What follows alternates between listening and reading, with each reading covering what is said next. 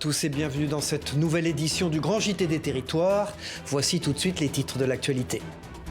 Chasser les œufs de Pâques au lieu des animaux, c'est possible dans les Vosges. Dans une commune du département, la chasse est désormais proscrite le dimanche après-midi. Une décision prise par la mairie en accord avec les principaux concernés, nous expliquera Vosges TV dès le début de ce journal. Une vie professionnelle après l'armée, nous nous intéresserons aussi dans cette édition à la reconversion des militaires après leur carrière. Un profil, vous allez le voir, très recherché par les entreprises. Connu de tous les Français grâce au cinéma, le camping des Flots Bleus renaît de ses cendres. Le site a rouvert ses portes cette semaine après les incendies ravageurs de l'été dernier et plusieurs mois de travaux au Pilat, une réouverture à laquelle a assisté TV7, la chaîne du groupe Sud-Ouest. Une pharmacie à 1 €, TVR à Rennes nous dévoilera peut-être la meilleure affaire immobilière du pays. Un prix symbolique et symptomatique des difficultés à trouver des repreneurs pour les commerçants dans les zones rurales. Mais on débute donc ce journal avec une première en France qui ravira, c'est sûr, les promeneurs dominicaux. À Saint-Dié-des-Vosges, les dimanches après-midi sont désormais interdits à la pratique de la chasse. Une mesure décidée par le conseil municipal en concertation avec les chasseurs locaux. Une décision qui permet en quelque sorte de mieux partager les forêts.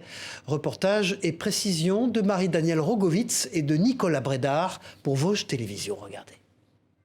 Promenons-nous dans les bois quand le chasseur n'y est plus. Cette phrase résume avec un brin d'humour la décision prise à l'unanimité par le conseil municipal de Saint-Dié-des-Vosges. Interdire la chasse les dimanches après-midi dès 13 h dans 2 des 4 massifs qui entourent la commune. Cette initiative du maire s'est faite en amont en accord avec les chasseurs. On a voulu rendre une partie des massifs des Audaciens aux Déodaciens le dimanche après-midi. Tout s'est bien passé et ça s'est fait main dans la main. On veut une ville verte, une ville touristique accueillante par la forêt également. Et si la forêt est interdite aux gens, c'est pas le but du jeu. Car à Saint-Dié, depuis 2003, la chasse était aussi interdite les mercredis, cette fois-ci dans les 4 forêts communales. Cette nouvelle interdiction les dimanches après-midi a pris effet depuis le 1er avril pour la prochaine saison de chasse. Ajouter les dimanches après-midi, par ailleurs, ce n'était pas vraiment gênant pour les principaux intéressés. Les 3/4 du temps, c'est vrai que bon, on termine de bonne heure maintenant, c'est plus comme avant, mais bon, c'est vrai qu'on arrive des fois à terminer à 15 h. Lors de ce reportage matinal, les quelques marcheurs et vététistes croisés reconnaissaient qu'ils cohabitaient déjà en bonne intelligence avec les chasseurs. On va au-devant d'eux en leur demandant si on peut aller prendre telle ou telle direction, donc la plupart du temps ça se passe quand même relativement bien. Les chasseurs, ils sont devenus très fréquentables. Bon, même avant, moi mon chien est toujours en liberté et souvent je les voyais me regarder d'un sale œil. Maintenant, non. Cette interdiction de chasser va principalement rassurer les familles et les touristes lors des balades dominicales. Une décision de la commune de Saint-Dié qui reste tout de même assez rare en France. Et une autre bonne idée justement, la location de voitures entre particuliers. Une opération aussi pratique qu'économique pour le loueur comme pour l'emprunteur. Les plateformes proposant ce service se développent dans un contexte économique compliqué pour le portefeuille de chacun. Un sujet de Jérôme Aubron pour WEO TV, la chaîne de la Voix du Nord et du Courrier Picard. Bonjour. Ça va ? Laurent, Christelle, enchanté. Christelle vient d'atterrir à l'aéroport de Beauvais. Venue du sud de la France, elle découvre pour la première fois le véhicule qu'elle conduira pour le reste de la semaine. Ils se sont contactés via une plateforme de location de véhicules en ligne. Ici, tout est dématérialisé. Propriétaires et locataires rentrent eux-mêmes l'intégralité de leurs données directement sur leur smartphone. Permis de conduire, carte grise jusqu'à l'état des lieux, en quelques clics, tout est consigné. On a fait le constat extérieur, on a noté les kilométrages, comme quoi qu'il y avait plein de tout ça. Comme ça, la locataire sait que tout était en règle et comme ça, on signe tous les deux en même temps.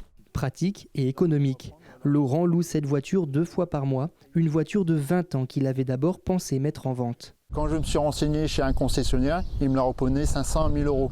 Et là, en sachant qu'en 8 mois, je me suis déjà fait 800 €. Un modèle d'économie collaborative intéressant pour Christelle. Pour 6 jours de location et la possibilité de parcourir 300 km, elle déboursera 85 €.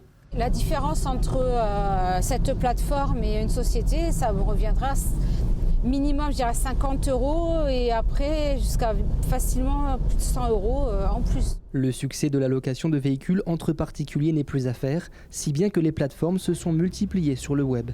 Et la période d'inflation pourrait bien doper un peu plus ce marché alternatif. Et en cette période d'inflation, chaque euro compte. À l'heure de faire les courses. Pour soutenir les ménages les plus fragiles, la municipalité de Lorient a décidé d'élargir les critères d'accès à son épicerie solidaire. Un changement bienvenu pour faire les courses à moindre frais. Un sujet de Karine Chevrolier pour TBO, la chaîne du groupe Le Télégramme. Dans la réserve de l'épicerie solidaire de Lorient, les mains des bénévoles s'activent. À son ouverture il y a 8 ans, environ 600 foyers étaient inscrits. On en compte désormais 738. Ça m'inquiète, ça m'inquiète. Parce qu'il y en a de plus en plus. Ce chiffre augmente d'année en année. Mais la ville estime qu'environ 25 à 30% de personnes ne bénéficient pas d'aides auxquelles elles pourraient être éligibles. Même quand on gagne le SMIC ou un peu plus, on peut se retrouver avec des factures d'énergie très importantes, on peut se retrouver avec une accumulation de crédits qui évolue aussi au rythme de l'inflation, on peut se retrouver avec des accidents de la vie et donc des difficultés financières importantes. Pour s'ouvrir à plus de foyers, la ville fait notamment évoluer le calcul du reste à vivre au quotidien, ce qu'il reste à un ménage après le paiement de tous les frais fixes. La dernière tranche de ce barème est à 14,50 €, il est passé à 17 €. Et puis on prend en compte désormais aussi la constitution des foyers, c'est-à-dire si on a un foyer de plus de 2 personnes, on augmente encore de 10 € l'accès entre autres à l'épicerie. Mais franchir la porte d'un centre d'action sociale n'est pas toujours évident. Ils n'osent pas faire la demande d'aide, c'est compliqué. Et c'est pour ça qu'on a souhaité ne pas faire de colis alimentaires, mais bien d'avoir une épicerie. Et puis notre objectif, il est de voir si la personne elle a bien fait appel à tous ses droits légaux. Les produits alimentaires sont ici vendus à hauteur de 10% du coût initial, 30% pour ceux d'hygiène. Et ces derniers manquent. La ville lance donc une campagne de dons à déposer en mairie du 3 au 13 avril prochain. Ségolène Royal était l'invitée jeudi matin de l'émission Face au territoire sur TV5 Monde. L'ancienne ministre de l'Environnement et ancienne candidate à la présidentielle. Regardez cet extrait de l'émission. À propos de votre livre, Ségolène Royal, est-ce que vous l'avez envoyé à Elisabeth Borne ? Non, je n'ai pas envoyé Elisabeth Borne. Je vais vous passer un extrait d'Elisabeth Borne sur ce plateau à votre place même. C'était le février 2022. Elle a été votre directrice de cabinet. Je rappelle aux téléspectateurs, on l'écoute, Elisabeth Borne, la Première ministre. Est-ce que vous avez des nouvelles de Ségolène Royal dont vous avez dirigé le cabinet? Ah non, là, j'ai pas de nouvelles. Là, je suis désolé, je ne vais pas pouvoir vous donner de nouvelles de Ségolène Royal. Vous n'avez pas de contact, plus de contact avec elle? Pas vraiment de contact. Non, je pense qu'on n'est pas tout à fait d'accord sur beaucoup de sujets. Pourquoi plus de contact quand on a été si proche? C'était votre directrice de cabinet. Mais moi, je suis à sa disposition. Si elle veut quelques conseils, c'est pas moi qui ai rompu les contacts. On va lui faire passer l'extrait. Je pense qu'elle a fait là. d'autres choix. Elle a fait d'autres choix. Ça s'est mal passé entre la Première ministre et vous? C'est deux caractères très forts. Non. J'ai connue comme préfète de Poitou-Charentes. Donc vous voyez, donc j'ai correctement travaillé avec elle. Et quand j'ai été nommée ministre, elle m'a appelée pour être ma directrice de cabinet. C'est elle qui vous a C'est elle qui m'a appelée. L'émission Face au territoire avec Ségolène Royal est à voir ou à revoir en replay sur le site internet de TV5 Monde et chez les partenaires de l'émission Ouest France, Nice Matin, France Antilles, 20 minutes, La Montagne et le magazine Le Point. Allez, tout à fait autre chose maintenant dans ce journal. D'une carrière militaire à l'entreprise, les officiers de l'armée sont nombreux à franchir le pas. Leur profil est souvent très apprécié par le monde de l'entreprise. Et pour mieux les épauler dans leurs projets, le ministère des Armées vient de signer une convention avec un réseau international d'entreprises, le Forum francophone des affaires. Les détails avec ce reportage de Christophe Rigaud. Regardez. Bonjour à toutes et à tous, soyez les bienvenus. Bonjour, mon général. Quelle nouvelle vie professionnelle après une carrière militaire? Beaucoup d'officiers supérieurs troquent leur galon pour des postes à responsabilité dans de grandes entreprises. Cette seconde carrière, après l'armée, est encouragée par le ministère de la Défense, qui favorise les passerelles avec la société civile et le monde de l'entreprise. Donc c'est du gagnant-gagnant. Gagnant pour les entreprises qui, évidemment, interviennent dans des secteurs ou sur des segments qui sont très complexes et sur lesquels il y a un besoin de savoir-faire. Et puis gagnant dans le modèle des ressources humaines pour nos armées. Aujourd'hui, à l'hôtel de Brienne, c'est le Forum francophone des affaires qui est venu signer une convention avec la mission de retour à la vie civile des officiers généraux. Des militaires qui ont des compétences particulières à mettre au service des entreprises. J'ai vu quelle était la qualité pédagogique, d'éducation que les officiers généraux ont. Et ensuite, il faut le dire, l'engagement qui est le leur, l'engagement dans la langue française, dans le patriotisme. Oui, on a besoin des officiers généraux et à tous les niveaux d'entreprise, pas simplement dans l'opérationnel, dans aussi ce qui est stratégique. Et les exemples de poursuites de carrière professionnelle réussies sont nombreuses. J'ai en tête le général Batani qui était avec nous, qui est directeur général de la CEMARIS à Rungis depuis 12 ans et qui était un ancien directeur de l'école militaire de haute montagne de l'armée de terre, qui était aussi officier général lui-même. J'ai mis à Rungis la même énergie, le même engagement que j'ai mis que dans ma carrière militaire, parce que ce sont des métiers de passion. Ces retours à la vie civile sont largement accompagnés par le ministère de la Défense, car un officier supérieur peut être rappelé à tout moment par l'armée en cas de guerre ou de crise majeure. Des forces armées aux soldats du feu dans cette édition, prenons la direction de la Moselle, un département de plus en plus confronté malgré sa situation géographique aux risques naturels comme les feux de forêt. Dans la perspective de l'été, les pompiers départementaux participent à des simulations d'incendie en milieu naturel. Jean Milon pour Moselle TV a pu suivre l'un de ces exercices, regardez. Alors qu'on soit bien tous d'accord, il y a 2 routes importantes. Sur le territoire de Bitche, à proximité du camp militaire, un barbecue sauvage a dégénéré. Le feu est parti, les premières équipes accourent pour le contenir. On est arrivé en primo-intervenant avec 2 engins de 1750 litres et on a commencé à attaquer un feu de végétaux où on a demandé des renforts avec un groupe d'intervention feu de forêt avec 4 CCFM, camions citernes forestiers moyens de 4000 litres. Problème, rapidement les réservoirs d'eau se vident. Les 2 CCRL sont vides, donc on va faire le nécessaire pour faire alimenter. Je vais faire avec toi dans connaissance pour un point d'alimentation, j'ai vu qu'il y avait un point d'eau. Il faut donc trouver un point d'aspiration proche et accessible pour les véhicules. On est en train de pomper de l'eau grâce à notre, ce qu'on appelle une motopompe, donc qui peut développer 2000 litres minute sous 15 bars. Au total, cette manœuvre implique près de 150 personnels et 25 engins, dont un poste de commandement sur le massif forestier de Bitche. C'est un beau terrain d'exercice. Le risque est également là dans le secteur est important avec les fortes sécheresses annoncées dans les futures années. Et pour s'y préparer au mieux, les sapeurs-pompiers travaillent en étroite collaboration avec l'Office national des forêts, capable d'apporter un réel soutien sur la connaissance du terrain. Ici, c'est très feuillu, mélangé, chêne, thym. Là, ça devient très résineux. D'accord. Épicé à pain. Donc ça veut dire que la propagation sera plus forte ici que là. En 2022, le SDIS 57 a réalisé plus de 1200 interventions pour feux d'espace naturel, dont 17 en Moselle. Voilà, et vous le savez, les feux de forêt ont causé d'énormes dégâts l'été dernier un peu partout en France. Des dizaines de milliers d'hectares partis en fumée dans le sud-ouest essentiellement. Et parmi les sites impactés, le très célèbre camping des Flots Bleus. Il accueille de nouveaux vacanciers après 7 mois de fermeture, vous allez le voir. Une nouvelle saison attendue pour ce lieu devenu célèbre grâce au cinéma. Reportage sur place d'Alix Fourcade pour TV7, la chaîne du groupe Sud-Ouest. Ce touriste a voulu immortaliser le moment, la réouverture du camping des Flots Bleus ce lundi après 9 mois de fermeture. À l'entrée, son directeur est encore dans les derniers peaufinages. On a un peu de jardinage à faire, on a quelques câbles à tirer, mais sinon, sinon ça va. Les logements, les emplacements, tout ça, on est bon. Positif, Franck Couderc, et pourtant l'année dernière, la quasi-totalité de son camping est partie dans les flammes des incendies, ravageant notamment ses nouvelles cabanes. C'est vrai que l'année dernière, on en avait 13 qui avaient été livrés au 12 juillet. On en avait loué 2. Les gens étaient très surpris de voir la qualité de l'ensemble. Malheureusement, installer le 12, brûler le 18. Les pins ont subi le même sort, mais il reste quelques survivants. Parce qu'on s'est dit que si on pouvait le sauver, ce serait peut-être notre arbre symbole. Un symbole qui touche aussi les occupants historiques du camping, comme ces moniteurs de parapente qui entament leur 18e saison aux Flots Bleus. Oui, ça fait vraiment plaisir. Et en plus, on est reconnaissant à tous les stagiaires qui viennent nous voir, parce qu'on ne savait pas trop dans quelle mesure ça allait pouvoir reprendre aussi vite, quoi. Derrière leur emplacement, on se heurte à une barrière avec une zone qui reste en chantier. Une réouverture partielle, certes, mais salvatrice pour les 6 salariés du camping. On a besoin de tourner la page. On a besoin, après avoir perdu notre boulot, on a besoin de le retrouver. Et donc c'était important qu'on ouvre de façon normale. Des travaux estimés à environ 8 millions d'euros que Franck Couderc finance aujourd'hui sur ses fonds propres, comme les autres campings impactés, en attendant les indemnités des assurances.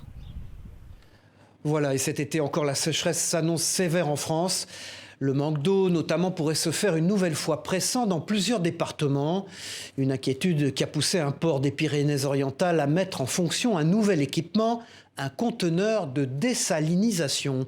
Grâce à ce prototype que vous découvrez sur ces images de Via Occitanie, l'eau de mer est transformée en eau douce. Particularité de cette installation, l'énergie nécessaire au processus est entièrement produite par des panneaux solaires. Les précisions au micro d'Alizé Marty et de Barry Isaac. Regardez. On règle d'une certaine façon la question économique puisqu'on a un modèle vertueux où c'est des énergies renouvelables qui permettent de dessaler et donc avec un impact économique moins important puisqu'on ne va pas utiliser des hydrocarbures pour produire de l'eau dessalée. Et puis c'est aussi une toute petite unité qui nous permet d'avoir un test grandeur nature mais sans prendre des risques du point de vue de la biodiversité. Acheter une pharmacie pour 1 €, non, vous ne rêvez pas. C'est bien le prix de vente d'une officine non loin de Rennes. Un montant pour le moins étonnant qui doit permettre de séduire les repreneurs. À 68 ans, l'actuel propriétaire aimerait bien prendre sa retraite, mais rien n'y fait. Cela fait 5 ans désormais qu'il essaie de vendre sans succès sa pharmacie. Un sujet de Claire Griot pour TVR. Oui, pharmacie, bonjour. Depuis quelques jours, le téléphone sonne davantage dans cette pharmacie. C'est sur vous là, oui. À l'autre bout du fil, une personne intéressée pour acheter son officine. Il veut acheter ma pharmacie, mais il n'est pas pharmacien. Donc on ne peut pas. Il faut absolument pharmacien. Des fausses alertes, Tao Bunsem n'en est pas à sa première. Cela fait 5 ans qu'il tente en vain de vendre sa pharmacie, créée en 1988. D'abord 350 000 €, il descend à 50 000, puis à 1 € symbolique. Malgré cela, aucune candidature sérieuse. Il n'y a personne pour la petite pharmacie. C'est partout, il n'y a pas que chez moi. Ouais. Les jeunes, ils ne veulent pas travailler comme nous, quoi. Ils veulent travailler que 3 jours et demi, 4 jours par semaine. Ça fait 36 ans celui-là, quoi. Ouais, je veux profiter de ma retraite, quoi. Pourtant, la pharmacie est très rentable avec un chiffre d'affaires annuel de 850 000 €. À ses côtés travaillent un apprenti et une préparatrice en pharmacie. Embauchée il y a 26 ans, elle espère continuer à travailler ici. Pour un repreneur, c'est vraiment une opportunité, travailler du lundi au vendredi. C'est difficile de demander mieux. On a du passage, on a du monde. On est quand même 3 aujourd'hui, donc il y a quand même du travail, quoi. Sentiment partagé par les clients, dépités de perdre à nouveau un commerce. On se dit quand même que dans un bourg, le jour où la pharmacie s'arrête, il va y avoir des répercussions derrière. Faute de repreneur, Tao Bunsem fermera définitivement le rideau de sa pharmacie le 31 août. La mairie de cette commune de 1200 habitants s'est engagée sur l'achat des murs pour soulager financièrement un éventuel acquéreur, moyennant un loyer raisonnable. Intéressé, vous le serez peut-être aussi par le métier d'éclusier, une profession méconnue et qui embauche avec le retour des beaux jours. Dans la Sarthe, collectivités et Pôle emploi se sont associés pour faire découvrir ce métier à des demandeurs d'emploi. Ces derniers pourraient bien devenir les prochains saisonniers en charge de faire passer les bateaux sur les cours d'eau. Un reportage de Florian Wozniak pour LMTV Sarthe. Voilà l'écluse. Ce sont peut-être eux qui ouvriront la porte des écluses la saison prochaine. Tous inscrits au Pôle emploi du Mans, ils sont plus d'une vingtaine à avoir répondu présent à cette présentation du métier d'éclusier. C'est vrai que quand j'ai vu cette annonce du Pôle emploi, là, j'ai dit ça moi, je peux dire ça a fait titre, ouais. Et c'est un travail original, parce qu'on pense pas... Moi, c'est un travail auquel je ne pensais pas. Ce métier, Annie-Claude le connaît sur le bout des doigts, puisqu'elle l'exerce depuis 26 ans. Elle est la 3e génération d'éclusière de sa famille et n'aurait changé de profession pour rien au monde. L'été de avril à fin septembre, on travaille 6 jours sur 7. De 9h le matin, midi et demi, 14h, 19h. Donc ça peut freiner. Vous savez, quand on voit les contraintes et qu'on voit les avantages, je pense que la balance, c'est des avantages. On a un cadre de vie, j'ai le logement de fonction. Le département de la Sarthe compte 16 écluses et chaque année, il recrute des saisonniers entre le mois d'avril et de septembre pour s'en occuper. Il faut savoir travailler de ses mains, il faut être débrouillard, il faut avoir quand même malgré tout une forme physique pour manœuvrer les ouvrages. Et puis effectivement, il faut être communicant, il faut aller au-devant des gens, il faut savoir parler de son département. Voilà. Pour cet été, l'équipe d'éclusiers est déjà complète. Les prochains gardiens du réseau fluvial seront recrutés à partir du mois de janvier de l'année prochaine. Voilà, ces jours-ci, vous êtes nombreux, c'est sûr, à célébrer Pâques, un moment aussi familial que gourmand. Chaque année, petits et grands se régalent de chocolat. Mais alors, comment est préparé un bon chocolat ? Élément de réponse avec ce reportage de TL7 chez un artisan chocolatier où tout est fait maison. Un sujet intéressant et appétissant, bien sûr. Des œufs, petits ou gros, de la friture ou encore des écureuils. D'ici quelques jours, ils viendront garnir vos jardins. Et si vous avez décidé de les consommer en circuit court, c'est Anthony qui vous les aura peut-être confectionnés. Ce jeune chocolatier achève plusieurs semaines dédiées à Pâques. Et le secret, c'est d'abord le travail de la fève de cacao. On va effectuer une torréfaction qui va durer entre 10 et 15 minutes. Et entre 100 et 130 degrés. On va chauffer la fève et c'est vraiment, on va du coup effectuer ce qu'on appelle la réaction de Maillard. C'est ce qui va nous permettre que les arômes de la fève vont ressortir encore plus. Un travail de patience car il faut environ 48 heures entre la torréfaction et l'emballage final. Entre les deux, pas moins de 5 étapes, de la récupération du gruet de cacao à l'élaboration de la recette, forcément très gourmande. Donc on va mettre notre masse de cacao, ou autrement dit liqueur de cacao. Après on va venir ajouter du sucre, du beurre de cacao, de la lécithine de tournesol et une petite pointe de vanille. Et on va laisser tourner pendant 24 heures. Place enfin au moulage. Là on met un petit coup de plateforme vibrante pour faire remonter un petit peu toutes les bulles d'air qu'on aura. Et après on va mettre directement refroidir au frigo. Pâques est donc une période essentielle pour cette chocolaterie qui fait elle-même toutes les étapes de fabrication de A à Z. Allez, ouvrons une page consacrée au sport dans ce journal, alors que se tenait cette semaine partout en France la semaine olympique et paralympique dans le cadre des JO de Paris 2024. Une semaine pour encourager les plus jeunes à pratiquer du sport. En Martinique, comme vous le voyez sur ces images fournies par nos confrères de Via TV, les écoliers ont pu notamment participer à différentes activités au programme des Jeux Olympiques. Chanceux, ils ont pu également rencontrer la nageuse médaillée Corani Balmi. La Martiniquaise avait remporté une médaille de bronze à Londres en 2012.